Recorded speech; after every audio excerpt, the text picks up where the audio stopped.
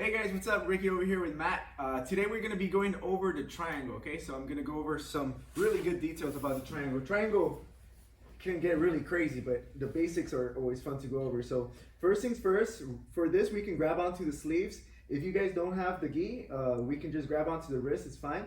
But the first thing I'm going to be doing is I'm going to be putting a frame on his hip with my foot, right? So I put my foot over here, very similar to the arm bar, identical actually. And then what I'm going to be doing is closing this gap underneath his elbow, because again, my thought process is that he doesn't get his elbow inside, right? So even from here I can start looking for that arm bar. If you notice, I can control his posture from here. I can start to get it, but a lot of times the person inside the guard will not allow you to control their posture, right? And they can't do that naturally. They have to engage in some sort of muscle. So if I try to get his arm bar and he doesn't let me, he's pulling back, so I'm going to be able to push that arm inside, and now I'm just going to connect over here to his shoulder. So again, I'm just hooking onto the shoulder over here, and I'm closing that gap underneath my hip and his armpit, because the worst thing that can happen for me is that he gets his elbow inside. If he gets his elbow inside, he can start to pass, he can start looking to do a lot of things, which won't be good for me, right? But if I keep my foot on the hip and I keep my hip high, he's kind of just carrying me here. If he tries to get his elbow inside with no hands, it wouldn't be able to happen. So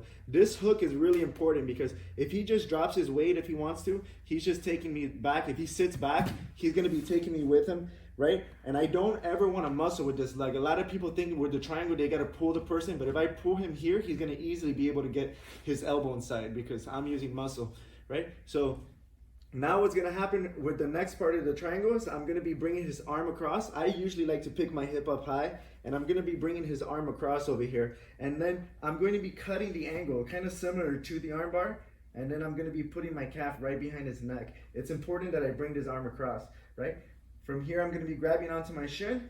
I close the triangle. I always like to keep my feet flexed.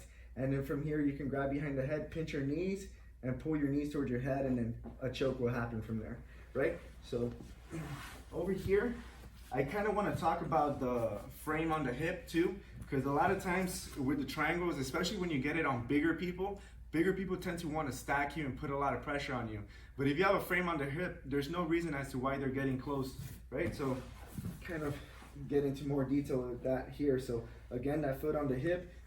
For now, if I can just push the arm inside, I hook here. This frame right here. A lot of times bigger people, they put pressure, and then from here it's like, oh, I don't even want to continue there. So they start to pass, right? But that's because we're only thinking about this leg on the shoulder. But if I activate that frame, every time he tries to stack me, I can get away from him. And if you notice, his base stays behind. So it makes it a lot easier for me to come here and control his posture.